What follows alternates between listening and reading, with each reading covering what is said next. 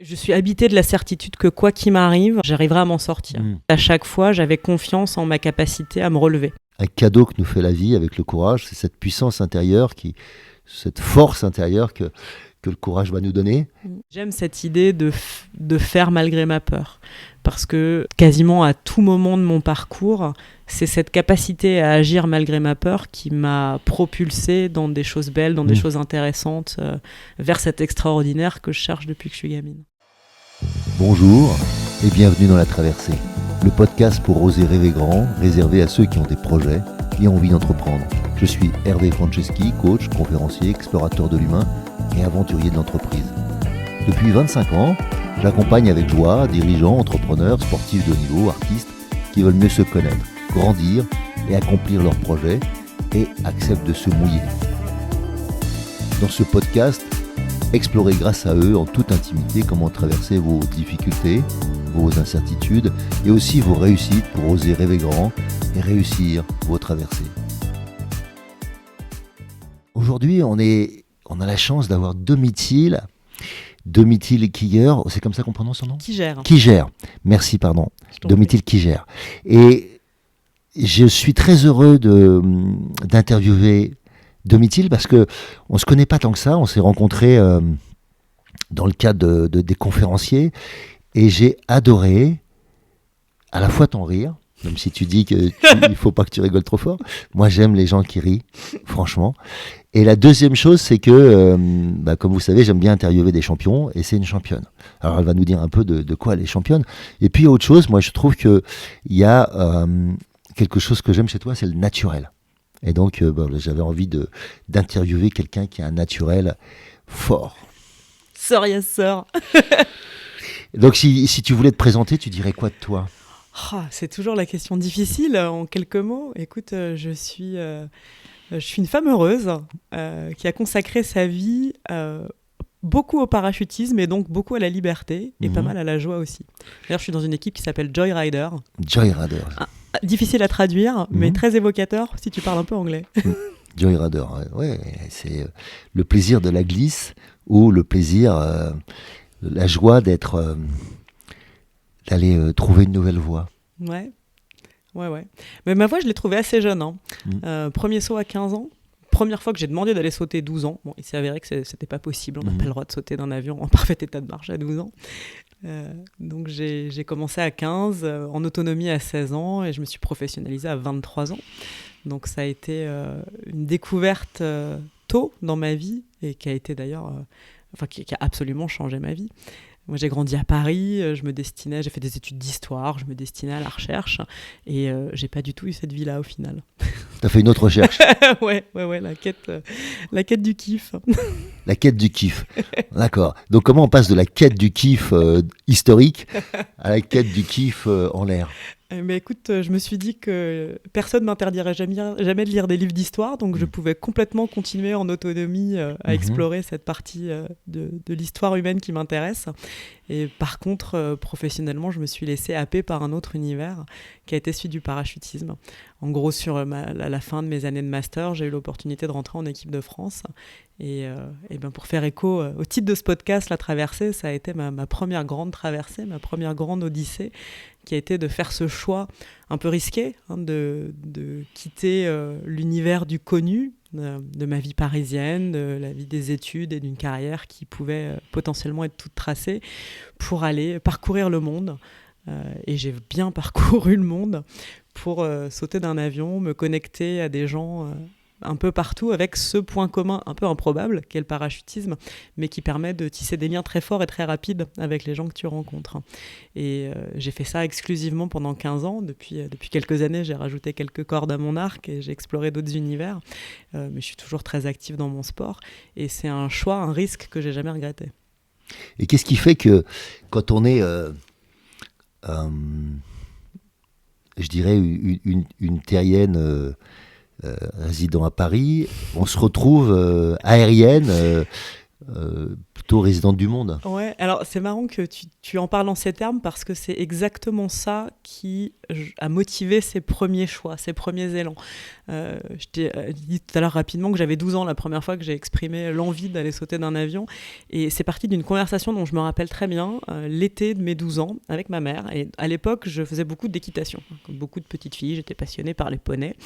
Et quand cet été-là, ma mère m'a demandé si j'avais envie d'essayer une nouvelle activité, j'avais, dans l'arrogance terrible du début d'adolescence, l'impression de maîtriser l'élémentaire. Et du coup, j'ai eu envie d'explorer l'eau et d'explorer l'air. Et j'y ai vraiment pensé en ces termes. Et donc, j'ai répondu à ma mère, un peu estomaquée, que je voulais faire de la plongée sous-marine et du parachutisme. Alors, pourquoi ces deux sports, alors que des sports d'eau et des sports d'air, il y en a beaucoup? Sur le moment, je ne sais pas quelle a été la profondeur de ma réflexion. A posteriori, peut-être en reconstruisant un peu mes pensées, le point commun que je vois entre ces deux activités, c'est l'immersion du corps total dans l'élément. T'es pas sur un bateau, t'es pas sur une planche, t'es pas dans un avion, t'es sous une voile au bout d'un moment, mais moi ce qui m'intéressait c'était la chute libre, donc c'est ce moment d'immersion dans l'élément. Et donc il y avait vraiment cette recherche de découvrir d'autres éléments. Et ça faisait écho, je pense aussi, à mon intérêt pour l'histoire, à mon intérêt pour la littérature qui a commencé très jeune, cette volonté de découvrir avec le plus de densité possible l'expérience humaine, tu vois, une espèce d'appétit, de curiosité, de vouloir tout vivre, tout connaître. Alors évidemment, c'est une quête impossible et une quête sans fin, mais c'est un joli moteur quand même. En tout cas, moi, ça m'a emmené dans des situations et dans des contextes intéressants. Et j'avais envie d'explorer les éléments. Donc à 12 ans, t'as pas le droit de faire du parachutisme, mais t'as le droit de faire de la plongée. Donc l'été de mes 12, 13 et 14 ans, j'ai passé mes premiers degrés de PADI et fait des françaises de plongée. Et puis j'ai rongé mon frein jusqu'à avoir l'âge légal, et j'ai continué à pester mes parents pour pouvoir faire un saut, et ils m'ont offert un tandem à mes 15 ans. Et finalement, c'est l'air, même si j'ai continué à plonger un peu sporadiquement au cours des années, c'est l'air qui m'a vraiment capturée. Et à la fois la sensation physique que j'ai ressentie sur ce premier saut et ceux qu'on suivi, que moi je trouve extrêmement agréable, cette pression de l'air sur le corps. On a l'impression qu'en parachute on va sauter dans le vide, alors qu'on n'a pas du tout l'impression d'être dans le vide. Au contraire, on est dans un élément qui a une texture assez forte. Je prends toujours l'analogie de mettre sa main en dehors de la voiture sur l'autoroute. C'est généralement l'expérience que tout le monde a du vent relatif. Là vous êtes à 130 dans l'autoroute maximum. Nous on est à 200 quand on est à plat ventre, on est à 300 même plus quand on est en free fly, qui est ma discipline. Donc on n'a pas du tout l'impression d'être dans du rien. On est dans un truc qui presse quand même assez fort sur le corps. Et donc cette sensation, moi, je l'ai trouvée merveilleuse, et apprendre à se mouvoir là-dedans, apprendre à gagner en précision, en efficacité, et arriver au stade où on peut bouger dans ce truc-là. Donc nous on dit voler. Je plaisante toujours que comme dans Toy Story, c'est plutôt tomber avec panache que voler, mais bon, nous on dit voler. Cette sensation, quand on le fait instinctivement, de la même façon que je marche sans me dire pied gauche, pied droit, c'est absolument fantastique. Mais je crois que ce qui m'a capturé aussi dans ce sport-là, dans cette activité, c'est la communauté au sein de laquelle je l'ai pratiqué. Et du coup, j'ai grandi, parce que j'ai débarqué là-dedans, j'étais une ado, quoi. Donc j'ai vraiment grandi dans ce milieu-là.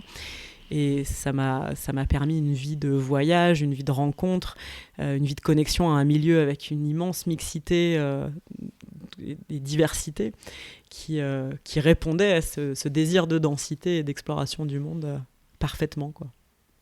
Top. Et j'entends bien l'histoire de l'immersion totale et de ce que ça peut procurer, parce que moi je suis plutôt un type d'eau, mais j'ai vécu aussi comme toi des choses dans l'air, mais pas autant. Il y a quelque chose qui me fascine toujours, c'est cette capacité qu'a l'humain à vouloir tenter d'être autre chose que ce qu'il est. Et donc, tu vois, qu'est-ce que ça t'a appris sur toi, ou qu'est-ce que ça t'a appris sur... je pense le rapport à l'autre aussi, parce que le rapport de notre corps nous permet de nous approprier notre espace, et donc de nous approprier aussi le rapport à l'autre. Ouais, alors voler, ça fait longtemps que ça nous turlupine, hein. C'est assez récent d'un point de vue évolution qu'on peut le faire concrètement, et le parachutisme en particulier, le corps libre, seul, dans le ciel, ça a quelques dizaines d'années, c'est vraiment récent, quoi. Et effectivement, ça dit quelque chose de ce désir de dépassement de sa condition. Parce que ce que je veux dire, ceux qui avaient essayé avant... Ils sont pas là pour nous le raconter. Alors le saut en parachute, les premiers sauts, ça remonte au 19e siècle, mais ensuite ça a été pratiqué dans un cadre militaire où là c'était du parachute vraiment, c'est-à-dire qu'il n'y avait pas de chute libre. C'était pouvoir sauter d'un avion, se retrouver immédiatement sous une voile dans un contexte militaire. Mais la pratique de ce sport, en tant que loisir, en tant que art, on peut même le défendre. Moi, ma discipline est une discipline artistique. On crée des chorégraphies en l'air. On danse seul ou à deux ou à 200, mais c'est vraiment une expression artistique. Ça, c'est super récent. C'est vraiment quelque chose qui n'est accessible technologiquement que depuis pas très longtemps, à l'échelle de l'humanité, vraiment pas longtemps.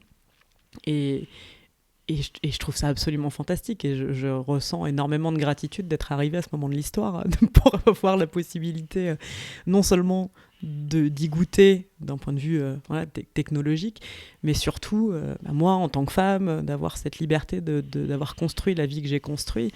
C'est vraiment une singularité du temps et de l'espace. Et je trouve ça miraculeux. Et c'est un miracle, tu en parlais de joie, c'est un miracle qui me met en joie absolument tous les jours. Ouais. Et dans ce sport, c'est très mixte, c'est plutôt masculin, c'est plutôt... Ouais, c'est très masculin, enfin en termes de pratique, c'est vraiment majoritairement masculin. J'avais demandé, moi je suis élue à la Fédé française de parachutisme depuis, là on en est à notre 2e mandat, j'avais demandé les stats dans le cadre d'un article que j'ai fait il n'y a pas longtemps. Je crois qu'on est à peu près à 15% de femmes licenciées. Peut-être 20%, entre 15 et 20% de femmes licenciées. C'est de l'équitation, quoi. C'est l'inverse de l'équitation, ouais. Et quand on parle de free fly, donc la discipline que moi j'ai pratiquée en compétition et que j'enseigne toujours, on est plutôt sur du 12%. Donc c'est vraiment c'est vraiment une grosse minorité de femmes dans le sport, mais comme l'équitation, c'est un sport qui est mixte en compétition. Moi, je suis championne du monde en free fly, donc c'est des équipes de 3. Je suis en équipe avec 2 garçons. Les années où je faisais de la compétition, il y avait quelques femmes disséminées dans les équipes, mais on n'était même pas sur du 12%, là, on était plutôt sur du 5%, je pense. Donc il n'y a pas une grosse présence féminine, mais par contre, les différences biologiques entre hommes et femmes n'ont pas d'impact sur la performance. Tu vois, c'est pas comme de la course, enfin, il n'y a pas une question d'endurance ou d'explosivité physique exactement. Il faut évidemment de la coordination, un bon gainage, il y a un minimum syndical de conditions physiques, mais les différences biologiques ne justifient pas une différence de catégorie. Donc ça, c'est quelque chose qui m'a aussi toujours beaucoup plu. J'aimais bien l'idée d'être championne du monde de mon sport et pas juste championne du monde des meufs de mon sport. Ouais, super. Mais parce que ça ne se justifie pas. Il y a plein de sports où évidemment c'est absolument justifié. Ça n'aurait aucun sens de faire concourir des hommes contre des femmes parce que ce serait perdu d'avance. Mais dans l'autre, c'est pas le cas et c'est assez chouette. Oui, puis il y a cette dimension artistique que tu donnes, un peu comme dans la danse, dans la chorégraphie.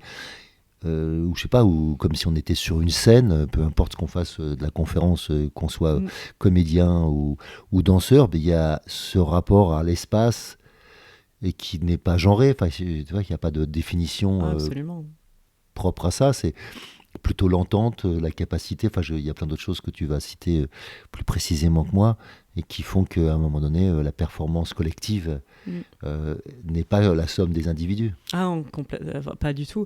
Et ça, c'est d'autant plus vrai dans un autre type d'exercice qui sont les records du monde, les records de grande formation, qui est ce à quoi j'ai consacré le plus gros de mon énergie dans ma carrière sportive depuis une dizaine d'années, depuis que j'ai pris ma retraite de la compétition, où là ça consiste à construire la plus grande figure accrochée les uns aux autres, et donc moi dans ma discipline, soit tête en bas, soit tête en haut.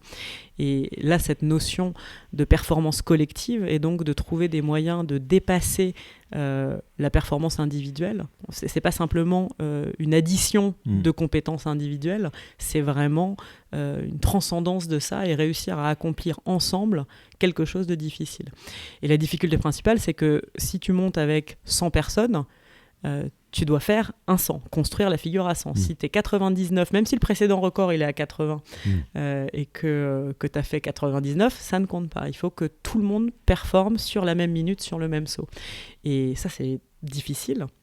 plus on est nombreux, plus c'est difficile. Mais c'est ce qui fait la beauté incroyable de ces trucs-là quand ça réussit. Super. Et je veux juste que tu reviennes sur cette histoire de tête en bas, tête en haut, parce que c'est peut-être pas évident pour tout le monde ce que ça signifie, c'est vrai que c'est un peu bas, tête en haut. En fait, c'est l'orientation dans laquelle on va voler. Donc le parachutisme, la première chose qu'on apprend quand on apprend à faire du parachutisme, c'est à voler dans une position à plat ventre, donc le ventre vers le sol, parce que c'est à partir de cette position-là qu'on peut ouvrir son parachute. On ne veut pas ouvrir son parachute si on est sur le dos, en train de tourner ou dans une autre orientation. Ils sont conçus pour s'ouvrir quand on est à plat ventre. Donc on apprend ça en premier. Et ensuite, une fois qu'on a maîtrisé les bases, le déplacement à plat, ben là, il y a tout un monde, un univers qui s'ouvre à nous et il y a plein de disciplines différentes en parachutisme. Et donc la mienne, le free fly, c'est du vol en 3 dimensions. C'est-à-dire qu'on ne va plus voler simplement à plat, mais on va pouvoir voler donc tête en bas. Donc il faut imaginer la tête vers le bas, les pieds vers le haut et dans une verticalité. Comme on voit dans les films, là. Comme on peut voir dans certains films.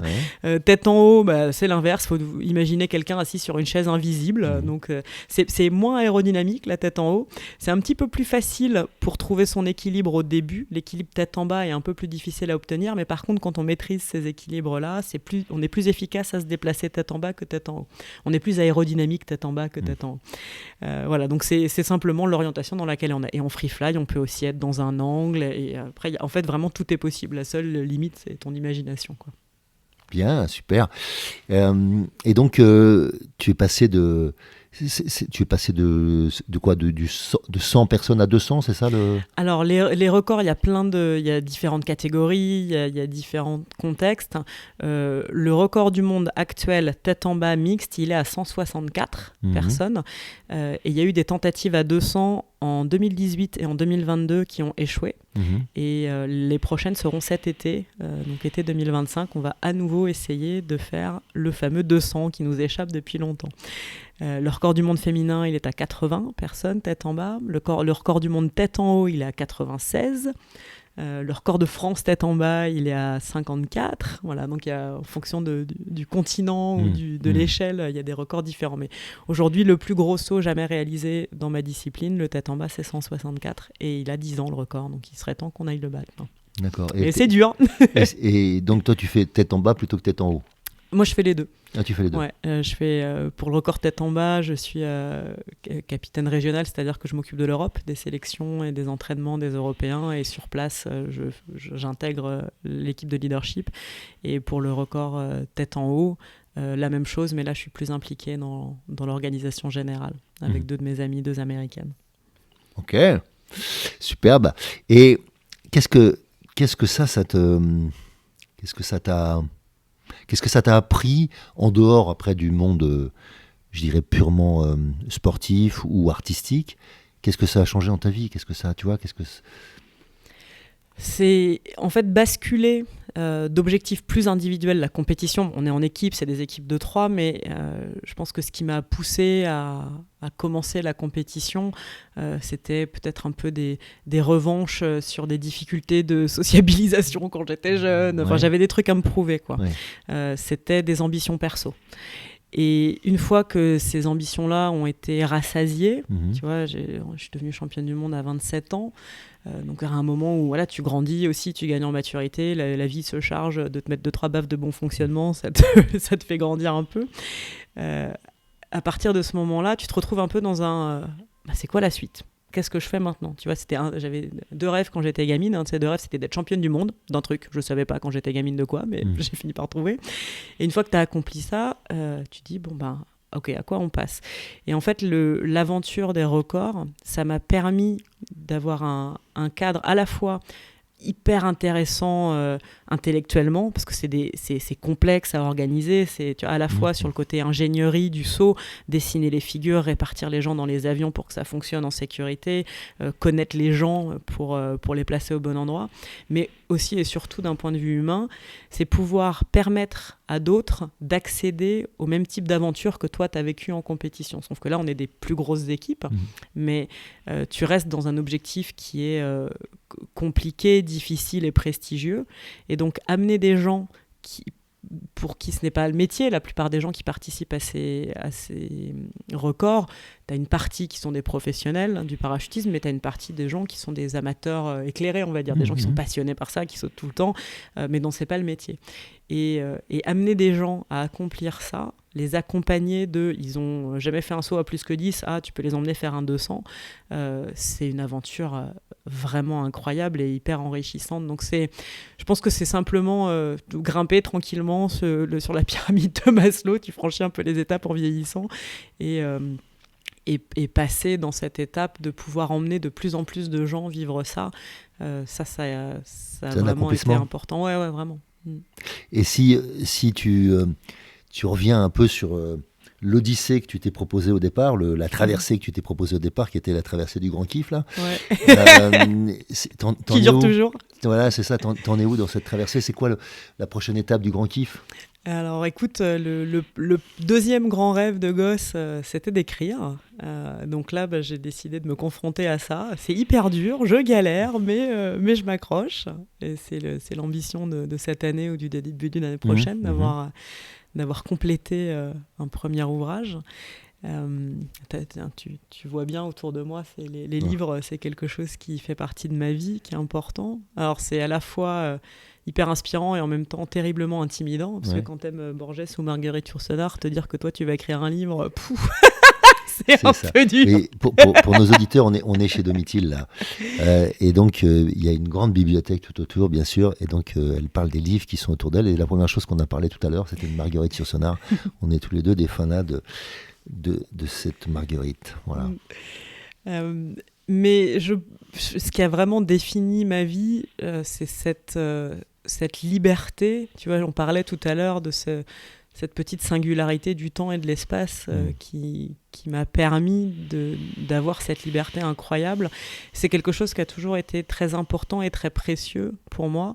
Et que je continue de développer. Alors, depuis quelques années, en 2020, j'ai, avec des associés, ouvert une soufflerie, donc fait mes premiers pas dans l'entrepreneuriat, un gros projet à l'entrée du Futuroscope qui s'appelle Zero Gravity.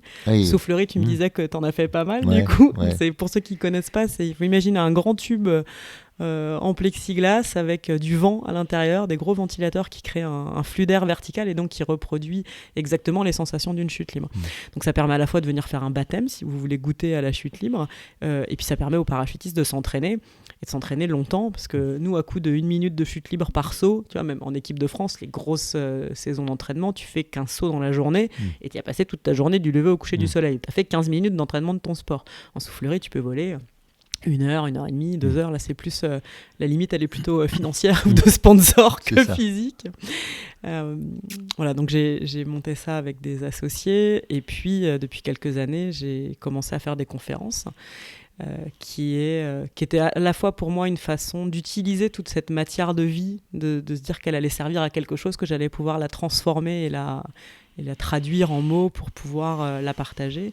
Et puis une façon aussi de rester indépendante, de garder une liberté financière et surtout une liberté d'organisation de mon temps.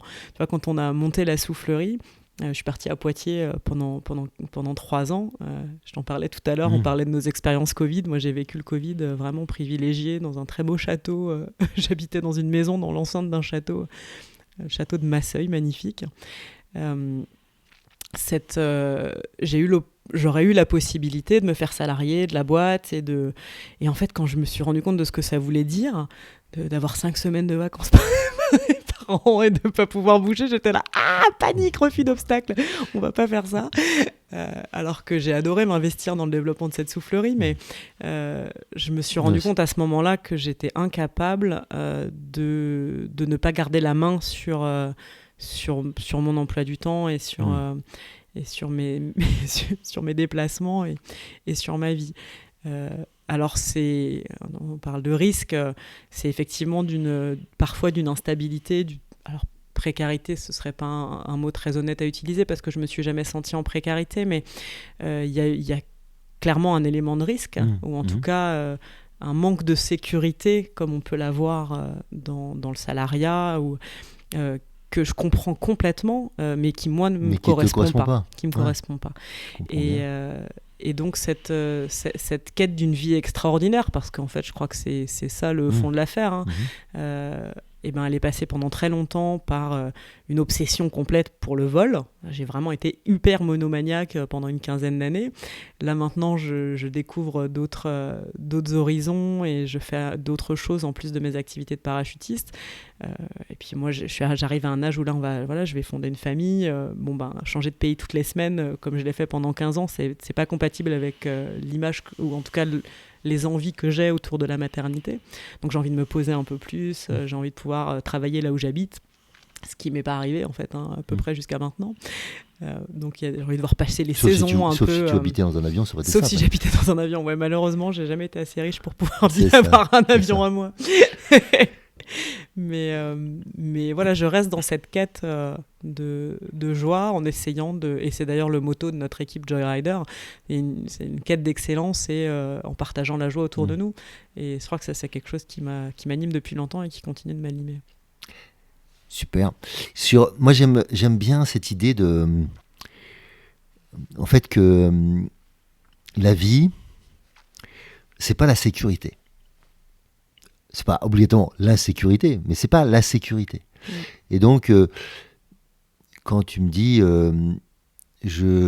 c'était pas moi, rester dans le monde des salariats, et notamment parce que quelqu'un va décider de mon emploi du temps, quelqu'un va décider de ce que j'ai à faire demain matin, ou j'aurai trop de contraintes pour pouvoir en fait retrouver de la liberté. Ben, je pense que c'est ça. Souvent, on n'est pas tous, on n'a pas tous besoin d'un cadre aussi défini, et où on a besoin d'être dans un flow. Moi, c'est plus l'eau que l'air, mais je l'ai vécu aussi dans l'air, mais je comprends très bien ce que tu veux dire. Mais pour moi, même si dans l'eau, il y a quelque chose de très conduit, la force de l'eau, c'est un grand truc de malade. Et que j'ai fait des descentes de rivière, par exemple, où tu vois, tout est très conduit, mais tu sais jamais quand tu vas prendre un rocher, quoi. Donc il y a quelque chose il y a le risque, il est tout le temps là, mais tu peux pas ou tu es hyper contrôlant et tu as vu toute ta course à chaque mètre, d'accord, ce qui est pas possible sur un parcours de haut. Et puis un arbre peut tomber entre temps, enfin bref, il y a toujours, et tout ça me rappelle qu'en fait la vie c'est ça, quoi. C'est la maîtrise, pas le contrôle. Et nous, on est des contrôlants. Donc, la nature te propose ça, quoi. En fait, ce qui, moi, en tout cas, je pense, m'a permis de faire ces choix-là et de les assumer et d'en être heureuse, ça veut bien évidemment pas dire qu'il m'est jamais arrivé des trucs un peu tragiques et difficiles. C'est ce socle de confiance en soi je suis habitée de la certitude que quoi qu'il m'arrive, j'arriverai à m'en sortir. J'arriverai à le gérer. Et pourtant, j'ai vécu des accidents, j'ai vécu des deuils, j'ai vécu des choses tragiques, comme tout le monde, en fait. Hein. Ça, c'est quand même le truc qui est le plus égalitaire et le mieux partagé, quelle que soit ton origine. C'est que des fois, il y a des choses très dures qui t'arrivent. Mais en fait, à chaque fois, j'avais confiance en ma capacité à me relever. Et ça, c'est une force fantastique et qui, là encore, vient en partie... je pense d'un socle de l'enfance où j'ai eu la chance d'être aimée, soutenue et encouragée par des parents. Ça te donne quand même une force pour partir dans le monde derrière qui est assez solide. Si tu n'avais pas eu ça, tu vois, c'est difficile de l'imaginer, mais si tu n'avais pas eu ça, non, mais dans le sens que tu as rencontré des gens qui n'avaient pas ça, c'est ça que je veux te dire. Ouais, c'est vrai. Donc, comment tu as pu aider des gens à gagner quand même en confiance, tu vois. Mais je pense vraiment que la confiance en soi, c'est une forme de cercle vertueux ou vicieux, en fonction de comment tu y rentres, et que ça se développe et ça se nourrit. Et pour moi, alors il y a eu un socle dans l'enfance qui est très net et très important. Je pense que mon premier saut, ce moment de basculement, cette découverte du fait que derrière la peur, il y avait énormément de joie, énormément de fierté, qu'il y avait une proportionnalité entre cette peur et cette joie. Plus j'avais eu la trouille avant, plus j'avais été contente après. Ça a remis une pièce dans le jukebox un peu. Tu vas te dire, ok, ouais, ça vaut le coup de prendre le risque. Alors, en fait, prendre le risque de sauter en tandem, le risque, il est vraiment que dans ta tête, parce que tu risques vraiment pas grand-chose. Hein. Mais n'empêche que ton cerveau, le reptilien, il est pas au courant que tu risques pas grand-chose. Donc, quand tu es à la porte de l'avion qui s'ouvre pour la première fois, que les mecs qui étaient collés contre toi dans le petit avion comme des sardines, ils te font hey, salut, ils te checkent et tout d'un coup, ils sont plus là. Ton cerveau, il est pas du tout d'accord au début. Là. Pourquoi on est là ? Ah non, c'était l'idée de qui ? Et puis, une fois que tu as basculé... ouais. Et puis, une fois que tu as basculé, dès que tu es dans l'air, ces pensées-là, elles disparaissent immédiatement. C'est vraiment du on-off, c'est drôle, quoi. L'adrénaline qui l'adrénaline, je pense la surstimulation aussi. T'as plein de stimuli qui sont nouveaux et donc ton cerveau, il sait pas trop quoi en faire. Hein. Les premiers sauts, tu t'en rappelles pas beaucoup d'ailleurs. Hein. C'est pour ça que c'est pas mal de prendre la vidéo, ça te permet de reconstruire tes souvenirs derrière. Mais pendant un saut, les gens se rappellent pas de plein de choses, en fait. C'est d'ailleurs un jeu entre nous, quand t'emmènes un copain ou quelqu'un de la famille faire un saut en parachute pour la première fois, tu viens lui faire un bisou, lui mettre une petite claque et puis au sol, il s'en rappelle pas du tout, c'est toujours pareil quoi. Parce que c'est beaucoup d'un coup. mais avec la répétition, plus tu le fais, plus et c'est ça aussi apprendre à voler, plus tu es conscient à toi-même. Et c'est d'ailleurs l'objet de l'apprentissage du parachutisme au début, hein. C'est à quelques exercices très simples, regarder ton altimètre, ça paraît con, mais voilà, te rappeler qu'il faut que tu vérifies l'altimètre, c'est ce qu'on vérifie que tu es capable de faire au début, tu vois, faut être présent à toi-même. Et plus tu sautes, plus c'est facile. Mais quand je dis plus tu sautes, ça prend pas 5 sauts, quoi. C'est vraiment la répétition et ça prend un peu de temps. Mais ça renforce la confiance en soi. Quand tu te prouves à toi-même que tu es capable de faire quelque chose qui te fait peur et qu'avec la répétition de ça, avec la confrontation à ça, tu domptes ta peur et qu'elle finit par disparaître même carrément. Moi, aujourd'hui, j'ai des symptômes de stress et de trac avant certains sauts, mais c'est un stress de performance. Tu vois, avant un saut de record, j'ai le cœur qui bat à 1000 à l'heure, j'ai les mains moites, la bouche sèche, et j'ai des pensées qui tournent dans ma tête en me disant « je suis pas sûr que j'ai envie d'y aller, là, c'est quand même beaucoup de pression, c'est pas agréable. » Et puis, dès que je suis dans l'air, tout va bien. Mais par contre, sur un saut, si je vais sauter le week-end avec mon mari, juste pour le plaisir, j'ai pas peur avant de sauter. Parce que pour moi c'est plus un saut dans l'inconnu, c'est l'inconnu qui fait peur. Pour moi c'est comme sauter dans une piscine, quoi. Je sors de l'avion et j'y pense même pas en termes de je sors d'un avion, j'y pense en termes de je rentre dans l'air. C'est comme quand toi tu sautes du plongeoir ou du bord de la piscine dans la piscine, t'es pas en train de te dire je quitte le sol, tu te dis je vais rentrer dans l'eau. C'est ça.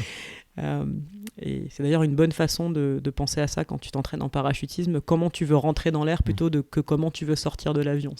C'est plus efficace. Ça me rappelle la première fois que j'ai fait du saut à l'élastique et j'avais une copine qui en faisait, enfin qui montait une activité de bungee à l'époque là, et c'était 93, 92 par là, je me rappelle plus au début des années 90 et on était dans un endroit on était à 60 mètres de haut et je me suis rappelé que de mon cours de physique, tu sais, où le moment où normalement tu calcules la force en physique, tu calcules l'énergie potentielle, en fait c'est le moment où ton corps ne bouge plus. Tu vois, tu as mis une impulsion, tu sautes, et à un moment donné, il y a un peu comme quand on voit dans les bandes dessinées, là, le gars qui est dans le vide, et puis il descend pas, tu sais, il va tout droit, puis il y a cette sensation-là, voilà, exactement. Ouais. Et moi, je voulais vivre ce moment-là. Ce moment suspendu. Voilà, ce moment suspendu, c'est ça. Et donc, j'ai plongé. Et j'étais un des rares à avoir plongé, c'est-à-dire que la majorité des gens se laissent tomber ou au mieux sautent. Ouais. Alors que moi, j'ai fait un saut de l'ange. Ouais. Et donc, le gars qui m'a regardé m'a dit « Et toi, t'en as fait plein ?» J'ai dit « Non, j'avais juste envie d'avoir cette sensation. » Et en plongeant, j'ai eu cette sensation qu'à un moment donné, il y a eu ma propre force, même si j'ai sûrement pas plongé avec toute la puissance. T'as les jambes qui flageolent un peu. C'est ça. Et il y avait cette notion-là. Et... voilà, et en parachutisme ou en saut, je pense qu'il y a cette sensation. Alors, pas du tout, justement. T'as pas cette sensation? Non, parce que quand tu sautes à l'élastique, ou quand tu fais du base jump, en parachutisme, le seul truc qui va s'y rapprocher, c'est si tu sautes d'un ballon ou éventuellement d'un hélico en stationnaire. Où là, t'as vraiment les 3-4 premières secondes où t'as l'impression d'être dans du rien. Donc, c'est le sentiment là que tu décris. et où l'air n'a pas de texture parce que tu es à vitesse zéro. Mais en parachutisme, 99% du temps, tu sautes d'un avion. Donc un avion, ça se déplace et tu rentres d'abord dans le vent relatif de l'avion. C'est-à-dire qu'au moment où tu sors de l'avion, l'air ne vient pas du sol, mais il vient, il est à 80, exactement, il est horizontal. Et tu as cette phase qu'on appelle la projection qui dure à peu près 4-5 secondes où l'air va arriver de plus en plus en diagonale jusqu'à éventuellement être le vent relatif de ta propre chute et arriver du sol. Donc c'est toujours un truc qui est toujours un peu qui fait des tours à ton cerveau. Quand tu sautes de l'avion, il faut te rappeler que le vent, il n'arrive pas du sol, là, il arrive d'en face. Donc il faut que tu te présentes à l'air avec ça en tête. Et c'est souvent ce qui perturbe beaucoup les jeunes apprentis parachutistes où ils s'orientent comme si l'air arrivait du bas, sauf que l'air n'arrive pas du bas et du coup tu te prends une gamelle. Mais la sensation en tout cas est très différente. Tu vois, cette sensation un peu de grand 8 où tu as l'estomac qui te remonte dans le cœur, que là tu peux avoir en sautant à vitesse zéro depuis pour un saut à l'élastique, tu l'as pas en parachutiste. Ok. Donc j'ai pas testé. Allez, je dois tester ça encore. Mais tu l'as déjà testé dans le sens où tu as déjà fait de la soufflerie. Oui, j'ai fait pas mal de soufflerie. Je connais bien aussi en parapente. Enfin, tu vois, donc je connais l'aile, mais je n'ai pas sauté d'un avion. Ouais. Il va falloir qu'on remédie à ça, mon cher Hervé. J'ai sauté d'une cabine. D'une cabine de, tu sais, de d'une télécabine en ski. Ouais, exactement. avec un parachute aussi. Avec un parachute, t'as fait du base jump? Non, en fait, c'était un téléphérique, tu sais. Ouais. Donc, et on a sauté parce qu'à un moment donné, on est en haut d'une vallée, on est à peu près à 250 mètres de haut. Voilà. Avec une voile de parapente? Exactement, avec une petite voile de parapente. D'accord. Ok, waouh.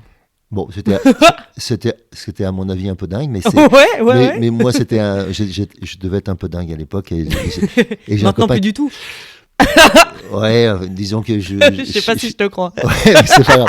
Et donc j'ai essayé des trucs qu'on devrait pas essayer, mais voilà. Mais il y avait pas de fil, il y avait pas de truc, tu vois. Je me rappelle avoir vérifié ce genre de trucs, tu vois. Ouais. Ma hantise à l'époque, c'était parce qu'il y avait beaucoup de gens qui avaient des problèmes. Tu peux prendre des câbles. Et donc c'était ça. Moi j'avais vérifié ça et j'avais vérifié comment les volutes fonctionnaient, comment l'aspiration, comment la chaleur fonctionnait en étant en été, et je voulais juste vérifier que je serais pas ramené sur les parois. Thermique, tu vois. Tu m'étonnes. C'est juste que la montagne c'est dangereux. J'ai fixé ça, toi là, dans ma tête c'était ça. Et donc bref, donc top cette idée de vent relatif et puis de se rappeler que en fait, on est dans un monde dans lequel on croit qu'on contrôle et on contrôle pas grand-chose, quoi. Dans le vent relatif, on contrôle plus que dans pas le vent. Ouais, j'entends, mais à partir du moment où tu maîtrises ça déjà. Ouais. Ok. Et si tu parles on a parlé de tes traversées de kiff, j'imagine qu'il y en a plein d'autres, pas que dans ce sport-là ou dans cette activité. Voilà, qu'est-ce qui t'a appris aussi, parce qu'on apprend aussi pas obligatoirement de ces échecs, mais en tout cas d'autres traversées qui sont des fois moins drôles, qui t'ont appris à, je sais pas, à mieux savoir qui tu es, à mieux savoir ce que tu as envie de faire, ou bien tout simplement à mieux maîtriser ton art. Ouais. Alors évidemment, il y en a beaucoup.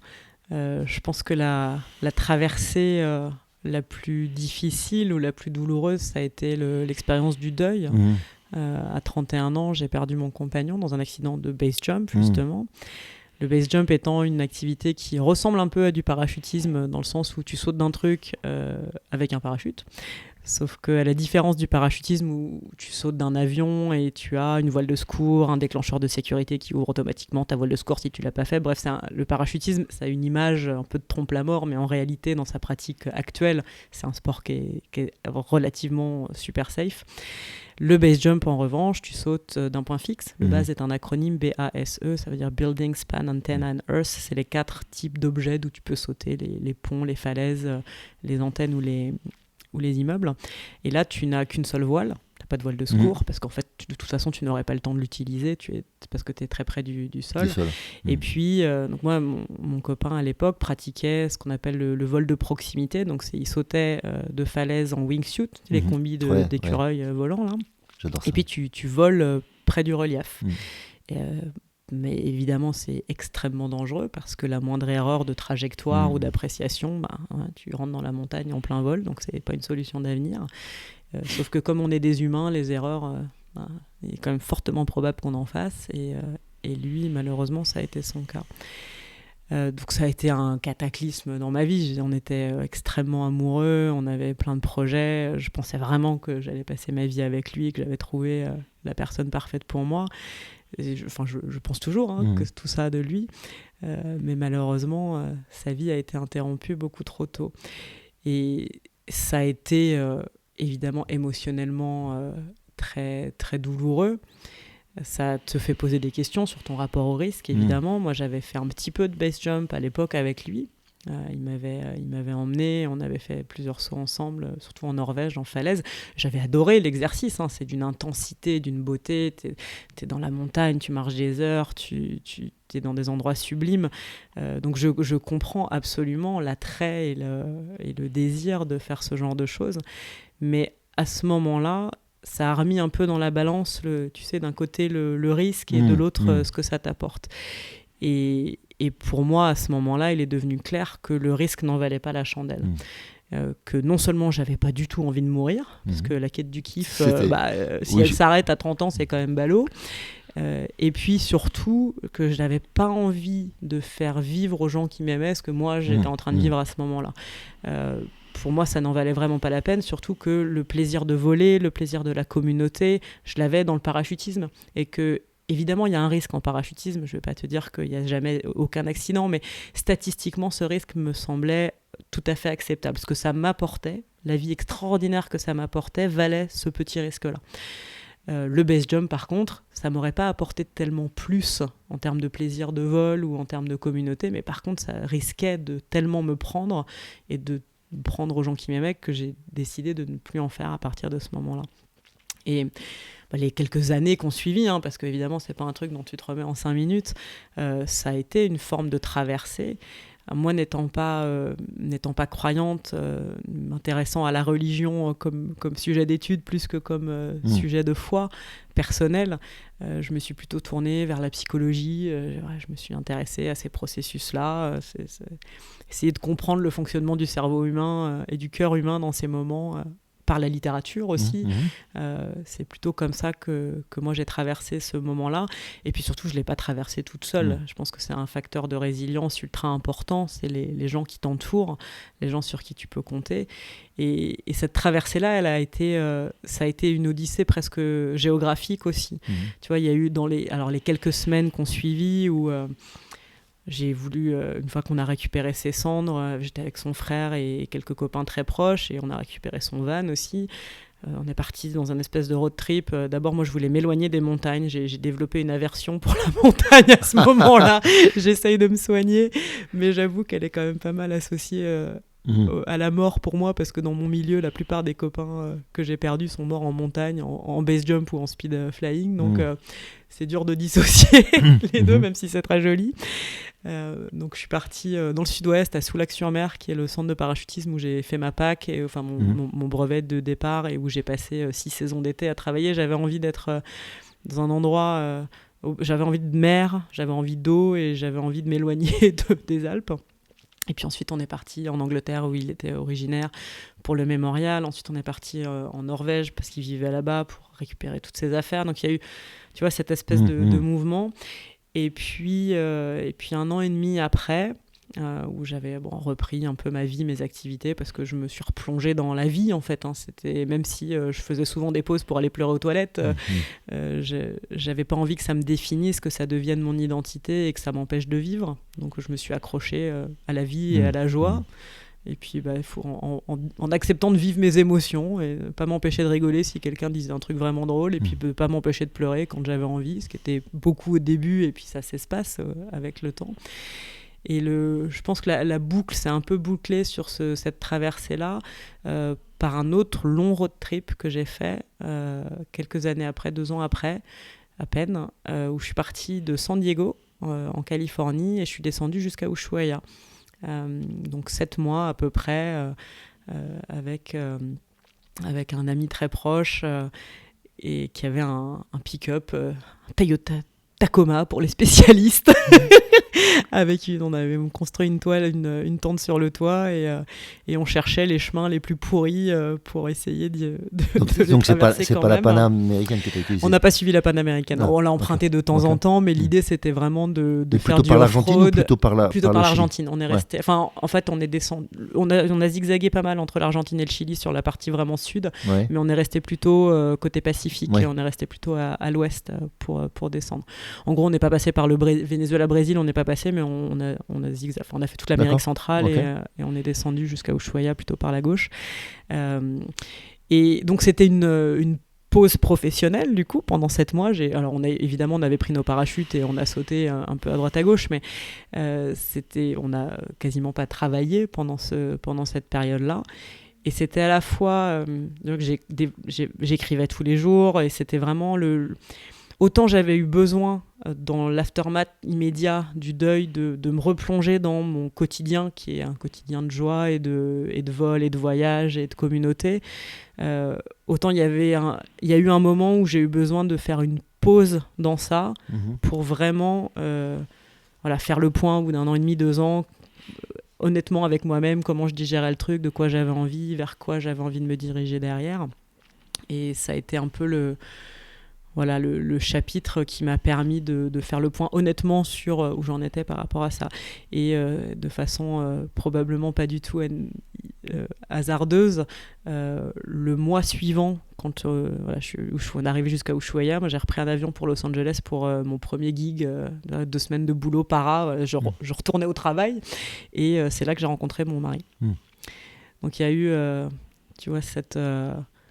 cette boucle-là, même si évidemment ça fait toujours complètement partie de mon histoire et c'est David, son nom, est quelqu'un qui reste hyper important dans ma vie. Et ses parents et son frère étaient à mon mariage. Enfin, tu vois, je suis restée très proche d'eux.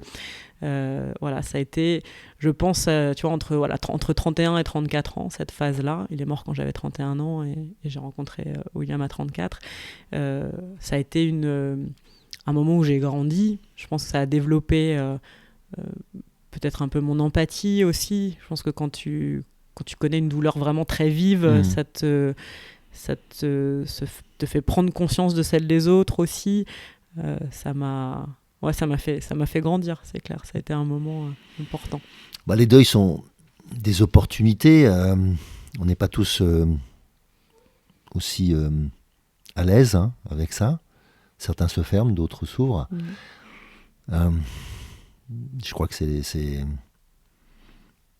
chaque histoire en fait de vie nous autorise à prolonger la vie autrement et on n'est pas toujours apte à le faire, mais la vie est toujours là. Elle s'est pas mise en pause, elle est là. Et c'est nous qui avons mis la vie en pause. C'est ça. Le monde, il continue à tourner dès le lendemain. Ouais. D'ailleurs, ça fait partie des trucs difficiles à digérer au début. C'est là, comment ça, le monde, il s'est pas arrêté? C'est ça. On aimerait que le monde s'arrête, que les choses soient en pause et nos histoires personnelles c'est des opportunités de vie. Donc, merci d'avoir partagé cette traversée qui était une traversée douloureuse. Et je pense que, comme tu l'as dit, tout le monde n'a pas vécu obligatoirement un décès de son conjoint ou d'un être très proche, parce qu'en fonction de l'âge qu'on a, mais dans la vie, bien sûr qu'on aura l'occasion de le vivre ou de vivre des choses comparables, mais après elles peuvent être très différentes en fonction de si on est adulte et que c'est nos enfants, que c'est nos parents, que c'est notre conjoint, nos amoureuses. Ça change bien sûr le rapport et puis il y a bien d'autres douleurs à ça, à vivre. Non pas que ce soit des choix, mais toujours c'est une opportunité pour moi de grandir, parce que je pense que tu parlais de joie et la joie et la tristesse font partie du même élastique, donc il faut accepter de les vivre. Exactement, je pense que si tu te fermes pour essayer d'atténuer la façon dont tu vis la douleur, tu atténues aussi la façon dont tu vis la joie. Et t'autoriser à vivre la douleur avec intensité, avec l'intensité avec laquelle elle vient, et c'est aussi te permettre de continuer à ressentir de la joie. Et tu vois, moi, un des domaines de la psychologie à laquelle je me suis intéressée à ce moment-là, c'était le concept de post-traumatic growth, donc alors c'est toujours difficile à traduire ces trucs-là, mais de la même façon que tu as le PTSD, le Post-Traumatic Stress Disorder, donc ce qui suit un trauma et qui te provoque des symptômes et des conséquences hyper difficiles à vivre, hyper douloureuses. À l'inverse, tu as une branche de la psychologie qui s'intéresse à la croissance personnelle qui peut arriver après ce genre d'événement. Donc en fait, en gros, comment tu transformes un élément tragique en un levier de développement personnel. Et en fait, pour moi, à ce moment-là, même si évidemment, tu n'es pas capable de le faire tout de suite, mais pour moi, il était évident que c'était vers ça que je voulais me tourner. Je ne voulais pas que ce deuil me définisse, je ne voulais pas rester coincée dans ce deuil et dans ce sentiment d'injustice. Et j'avais envie, au contraire, de le sublimer. Tu vois, c'est le concept du... C'est quoi, c'est kintsugi, je ne sais jamais le prononcer, cet art japonais qui répare les poteries cassées en mettant de l'or entre les deux. C'est ça, exactement. C'est accepter ces fêlures et essayer de les sublimer, parce qu'en fait, l'alternative, elle est tragique. Tu rajoutes du drame à du drame. Mais on n'a pas forcément toujours la force de le faire du tout, en tout cas pas la force de le faire tout de suite. Je pense que c'est aussi quelque chose sur lequel un domaine dans lequel les injonctions sont dangereuses et probablement idiotes. On a tous des rythmes différents par rapport à ça. Et puis il faut prendre le temps que ça prend. Et en fonction de nos histoires et de nos potentielles fragilités à côté, ou forces à côté, on va mettre plus ou moins de temps à le digérer. Et moi, je pense que j'ai eu la chance, entre guillemets, d'avoir un socle de force important au départ. Et donc, ça m'a aidé à traverser cette période-là de la façon la moins pire possible. Parce que là, on est sur du moins pire plutôt que sur du mieux. Mais... Oui, bien sûr. Bien sûr. Même si après, comme tu dis, ça t'a donné aussi peut-être de la force ou... une perspective ou même des choix, puisque tu as dit après, ça m'a permis définitivement de me dire, ça je le fais plus. C'est pas pour moi, en tout cas, si je veux avoir une chance d'aller atteindre... Moi, j'ai envie de devenir méga vieille. C'est ça. J'ai l'ambition de vieillir longtemps. Donc ça, je pense que c'est important aussi de se rappeler que ces choix nous appartiennent. Et souvent, on a tendance à se prédestiner. Et que quand tu parles de la liberté, je pense qu'elle est là aussi. La liberté de choix, de faire ses choix. Et puis surtout de les assumer. À un moment donné, tu as fait un choix, et puis tu as assumé la conséquence de ce choix. Même si peut-être que ce choix, tu ne l'avais pas fait en totale conscience. Non, et puis il y a des biais, qui sont des biais cognitifs qui sont bien étudiés, où tu te dis que ça n'arrive qu'aux autres, bien sûr. Tu te racontes un peu des histoires, parce que sinon tu peux pas y aller. Enfin, moi, ça était évidemment un sujet entre nous où je savais que c'était un risque. Enfin, tu vois, on perdait régulièrement des copains qui faisaient ça, donc c'était complètement évident que ça arrivait. Puis tu te dis, non, mais lui, il va faire partie de ceux qui passent au travers, quoi. Puis quand ça te tombe sur la gueule, tu te dis, c'est sur nous que c'est tombé. Mais en même temps, c'était comme le nez au milieu du visage. Enfin, bien sûr. C'était pas surprenant. Mais t'es quand même surpris. Parce que tu te racontes des histoires. Oui, et puis parce qu'il y a cette... je pense que quand on est dans cette quête dont tu as parlé, celle de la liberté, par exemple, elle nous amène à vivre des choses qui sont plus limites. Et moi, j'ai encore des amis qui pratiquent le base jump. J'ai décidé à partir de ce moment-là que je n'aimais plus de nouveaux base jumpers, mais que ceux que j'aimais déjà, malheureusement, je ne pouvais pas les désaimer, donc je pouvais juste espérer qu'ils ne meurent pas. Et je les comprends et je respecte leur choix. Je pense qu'on est tous éminemment responsables de où est-ce qu'on place son curseur. Et je sais que pour certains d'entre eux, ça en vaut la peine. Ils sont prêts, ils acceptent l'idée qu'ils peuvent mourir en faisant ça, parce que ça en vaut la peine pour eux. Et je les juge pas du tout. C'est juste qu'après, quand ils meurent, je suis dégoûtée, quoi. Oui. Alors, on est dégoûté de la vie. Pour autant, la vie est toujours là. Ouais. Et je te propose de prendre une autre facette, peut-être une autre traversée. Et peut-être la traversée professionnelle que tu as embrassée depuis un certain temps.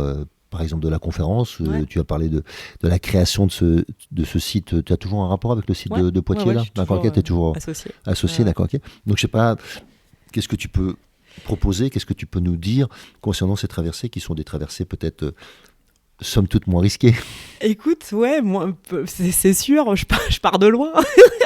Mais le basculement, pour moi, la décision de devenir conférencière, là, c'est ma traversée du moment. Et j'en suis au début de cette traversée. Donc, c'est avec tout ce que ça a de grisant, d'excitant, d'effrayant, où tu te lances dans quelque chose en te disant, je ne sais pas du tout si ça va marcher, mais bon, je vais y mettre tout mon cœur et puis on verra, Inch'Allah.